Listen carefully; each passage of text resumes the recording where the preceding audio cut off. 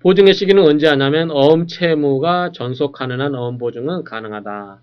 따라서 어음채무가 전속하기만 하면 되기 때문에 만기 후에는 못하냐? 그런 건 아니고 만기 후나 거절증서 작성 후에도 어음상의 채무 소멸시효가 완성되기 전에 어음채무가 존재하게 되면 그 어음채무에 대해서 보증을 할 수 있는 거죠. 그래서 어음채무가 완전히 소멸시효가 돼버리면 거기에 대해서 어음보증은 할 수 없지만 만기라든가 거절증서 작성 후에도 상관없이 어음채무가 전속하는 그 자체에 대해서는 어음보증이 가능하다는 거죠. 왜냐하면 어음채무에 대해서 보증하는 거기 때문에 그렇습니다. 그러나 이 보전 절차 흠결이라든가 소멸시효 완성을 해서 어음채무가 소멸한 경우, 이러한 경우 즉 이득상환 채무만 존재하는 경우, 이런 경우는 어음보증이 성립하지 않는다. 왜 성립하죠? 그 보증쓸 어음채무가 더 이상 존재하지 않잖아요. 그래서 어음상의 채무가 존재하는 한 어음보증 채무는 어음보증은 만기 후라든가 거절증서 작성 후에도 언제든지 가능하지만 단지 이제 소멸시효 완성했다든지 그러한 경우에는 어음채무가 더 이상 존재하지 않을 경우는 그에 수반한 어음보증은 성립할 수 없다라고 하는 점입니다. 자, 유익적 기재사항을 보게 되면, 자, 어음보증인은 거절증서 작성 면제와 예비지급인을 기재할 수 있다라고 되어 있습니다. 그래서 거절증서 작성을 면제를 시킬 수도 있고 예비지급인을 기재할 수 있는데, 자, 일부 보증을 보겠습니다. 어음보증은 피보증인 어음채무 일부에 대해서도 가능합니다. 왜냐하면 보증이라고 하는 것은 뭐죠? 어음소진으로 보면은 자기에게 채무를 이행하겠다는 사람이 더 있는 거잖아요. 한 사람 더 있는 것 때문에 결코 불리한 게 아닙니다. 유익한 거죠. 따라서 그 사람이 전액이 아니더라도 일부라도 제가 그 사람에 대해서 어음채무를 보증을 하겠다라고 하면 가능성이 더 높아진 거죠. 자기가 지급받을 수 있는 가능성이 조금이라도 높아진 거잖아. 일부라도 상관없잖아요. 그렇기 때문에 일부에 대해서도 가능한 겁니다. 일부 보증의 경우는 반드시 보증 금액을 기재를 해야 되고 기재가 없는 경우는 전부 보증으로 해석하는 거죠. 마찬가지죠. 그래서 보증을 쓰겠다는 사람이 아무 기재도 안 한다 그러면 그 보증인이 전액을 위해서 그 다음에 보증금 1억에 대해서 제가 보증인이 5천만 원만 보증을 쓰겠다고 했을 때는 5천만 원만 보증이고 5천만 원은 보증 쓰지 않는 것이 되겠죠. 자, 조건보험보증은 조건을 붙인 경우에 이것을 이제 어떤 걸로 볼 거냐 해서 어음보증은 아까 조금 전에 말씀드린 것처럼 어음보증은 누구한테 유리하다? 어음소진한테 유리한 거죠. 그래서 자, 유익적 기재사항으로 보는 설이 판례입니다. 그래서 보증인에게 대하여 유익적 기재사항으로 이해를 한다라고 하는 거죠. 자, 어음보증인의 어음소진에 대한 책임. 자, 이런 이제 봅시다. A가 Z에 대해서 환원을 발행해서 A가 B한테 교부를 했고 발행해서 교부했고 Z는 지급인이죠. 자, C, D, E, F 이렇게 갔습니다. 현재 소지인이 F입니다. 소지인이. 근데 이 E에 대해서 내가 보증을 쓰겠다. 왜냐하면 E는 어떤 책임이 있을까요? 자, 나중에 F가 만기에 지급이 되지 않거나 만기 전이라도 지급을 거절당한 경우, 이러한 경우 인수를 거절당하고 그런 경우는 E는 어떻게 되죠? F가 E에 대해서 뭘 행사할 수 있죠? 소구권을 행사하겠죠. 그러면 소구 금액을 지급해야 될 의무가 있죠. 이러한 경우에 나타나서 E-가 내가 E에 대해서 어음보증을 쓰겠다라고 했을 때 E와 E-가 F에 대해서 어떤 책임을 지느냐라고 하는 점 한번 보시면 자, 부정성입니다. 부정성이라는 것은 따라가는 거죠. 쫓아가는 거죠. 자, 보증인은 보증된 자와 동일한 책임을 진다. 자, E와 E-가 자, E-는 누구와 같은 책임? E와 같은 책임을 지는 거죠. 지급 상계 면제 소멸시효 소멸한 경우는 당연히 E의 어음상의 채무가 소멸되면 E-도 없어집니다. 뭘로? 지급이라든가 지급됐으면 만족이 됐겠죠. F가 F한테 상계 면제 소멸시효 등과 마찬가지. 그 다음에 어음보증의 책임이 부정성이 있는 결과 어음보증의 책임과 성질과 범위도 원칙적으로 피보증인 것과 동일하다. 똑같은 의미고 자, 독립성. 자, 어음에만 있는 특징이 독립성이죠. 그래서 이 독립성에 의해서 나중에 이 E가 책임을 지지 않는 경우에도 E-가 책임을 지는 경우가 있다라고 하는 점 한번 보십시다. 어음보증인의 책임은 피보증인 채무가 그 방식의 하자가 있는 경우에는 어떠한 사유로 인하여 무효가 돼도 그 효력이 있다. 자, 무슨 말이냐면 어음 자체가 자, 어음은 뭐다?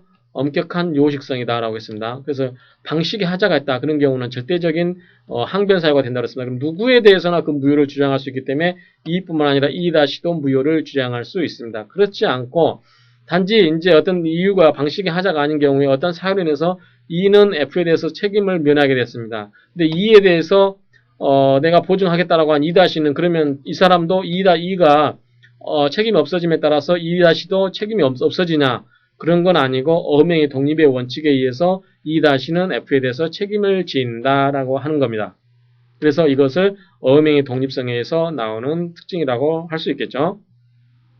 일대 문제는 이 보증, 어음보증 쓴 사람의 선악을 불문한다. 보통 우리가 법률관계에서 악의인 경우에만 책임이 있고 쓰는 경우는 책임이 없는 경우가 많죠. 그렇지만 이 어음보증은 그렇지 않고 어음보증인의 선악을 불문하고 책임을 진다라고 하는 점.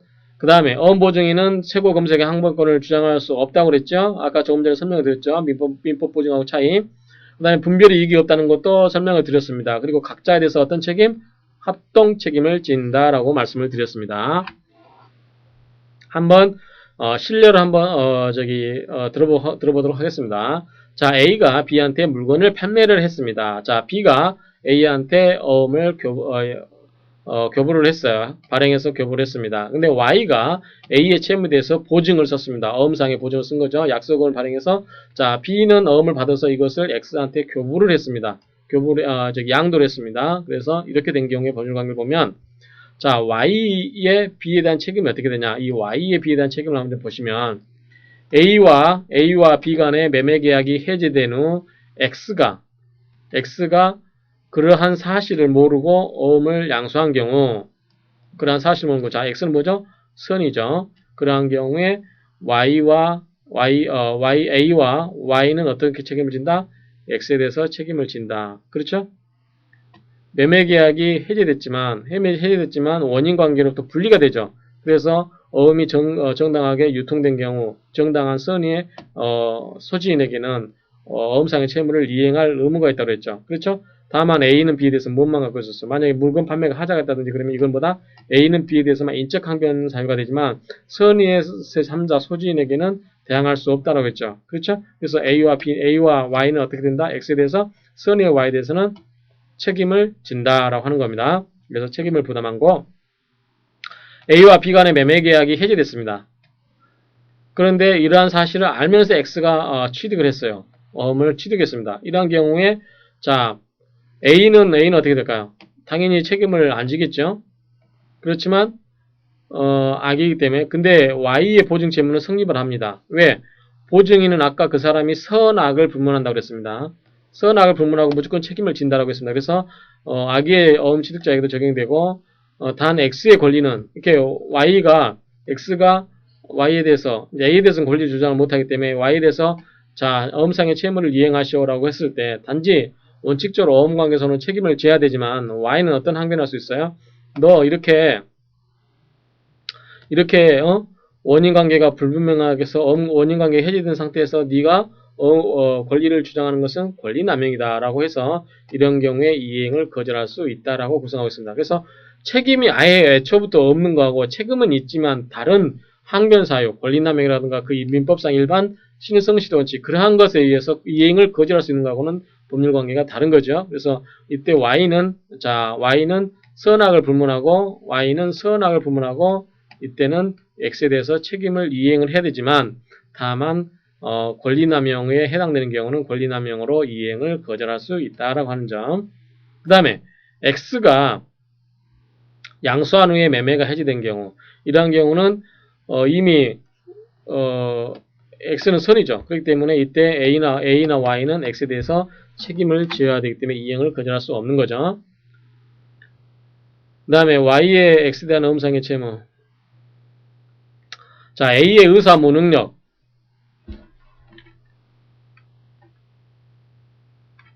자, A의 의사 무능력.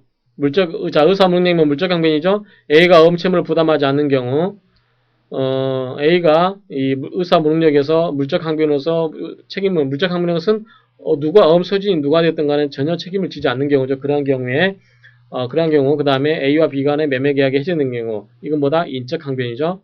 그러한 경우에 Y의 어음상의 책임은 성립되지만 B의 권리 주장은 권리남용이 되기 때문에 Y와 B의 권리 주장에 대해서 어음상 채무를 이행을 거절할 수 있다. 자, B가 Y한테 매매 계약이 해제됐음에도 불구하고 보증인한테 너 어음상의 채무 이행해라 라고 할 수 있다 없다? 없다라고 하는 거죠. 왜? 뭘로 본다? 권리남용으로 본다 이거죠. 이게 B가 되겠네요. A의 B에 대한 엄상의 A의 B에 대한 엄상의 채무가 지급, 상계, 면제, 소멸시효 등을 소멸한 경우 엄채무 부정성에 근거해서 Y는 B에 대해서 엄채무가 없음을 항변 가능하다. 이건 아까 말씀드렸습니다. 그래서 A가 B에 대해서 지고 있는 엄상 채무가 지급이라든가 상계, 면제, 소멸시효 등으로 인해서 소멸한 경우는 보증인 섰던 사람도 당연히 엄채무가 없던 것을 항변이 가능하다라고 한 점. 그 다음에 A의 엄 발행이 위조. 위조는 뭐죠? 절대적 항변이죠. 항변이 물적 항변이고요. 엄이 위조됐거나 그 다음에 엄셈을 부담하지 않는 경우, 엄행이라든가 의사무능자의 경우는 무효인 경우는 A나 B는 X에 대해서 물적 항변 사유로서 대항을 할 수 있는 거죠. 그래서 엄상 채무를 부담하지 않고 Y는 어떠냐? 엄상 채무자는 이런 경우는 채무는 일단 유효하게 성립되나 권리남용에 의해서 거절할 수 있다. 그래서 지금까지 법률 관계를 보면 자 보증은 뭐다? 보증은 선악을 불문하고 일단은 성립한다. 성립하지만 그 상대방의 권리 주장이 권리남용에 해당되는 경우는 거절할 수 있다라는 점. 이러한 점이 기존에 이러한 원래 채무자가 채무가 소멸된 경우에도 더 적용된다는 점, 이러한 점이 좀 특색이라고 할 수 있겠습니다. 자, 지금까지 공부한 거를 표를 가지고 공부한 거를 한번 이제 이걸 정리해서 해봤습니다. 표로. 그래서 인적 항변 사유와 물적 항변 사유인데 물적 항변 사유는 증권상의 항변과 비증권상의 항변, 이미 여러분들이 물적 항변권에 대해서 공부를 다 하셨습니다. 그래서 생각 안 하시는 분 한번 보시고요. 이런 경우는 자 물적 항변서는 누구나 주장할 수 있어요. 누구에 대해서나 주장할 수 있는 거죠. 그래서 이런 경우는 채무 자체가 불성립합니다. 그 다음에 비증권상의 항변인 경우는 이런 경우는 권리남용으로 거절이 가능하다. 자 인적 항변 사유는 원인 관계가 부존재한다든지 예컨대 A와 B 간에 매매 계약이 해제됐다든지 그런 경우에 Y라든가 이런 경우에 Z 이런 경우에 어떻게 되냐는 거죠. 이런 경우는 권리남용으로 거절 가능하고 인적 항변 사유가 되고 기타 취소권, 해제권, 상계권 이런 경우는 이행 거절이 불가능하다라고 한 점 방금 그런 것을 종합적으로 정리해봤습니다. 자 조건 모음행위도 지금까지 여러분들이 배운 게 뭐죠? 발행 배웠죠? 인수 배웠죠? 배서 배웠죠? 지급 배웠죠? 지금 보증을 배우고 있죠?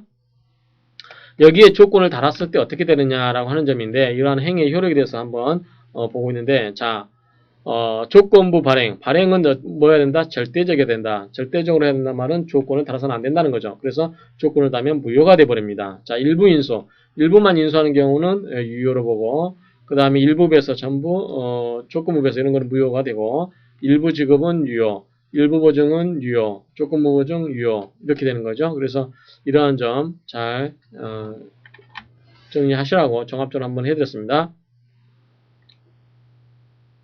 자, 보증인의 구상권. 우리 민법상에서도 구상권이 있죠. 자기가 어떤 사람을 위해서 채무를 대신 변제하면 그 원래 채무자에 대해서 자기가 그 채무자에서 채권자가 갖는 권리를 갖는 거죠. 이런 것처럼 이 구상권도 그렇다. 자, 보증인이 그 채무를 이행하면 보증 채무와 피보증 채무 모두가 소멸되죠. 그쵸?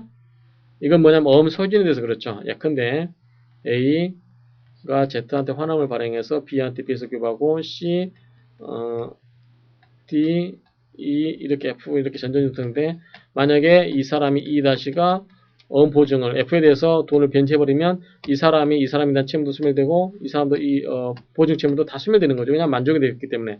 그래서 이 E-가 어떤 권리를 갖나 이거죠.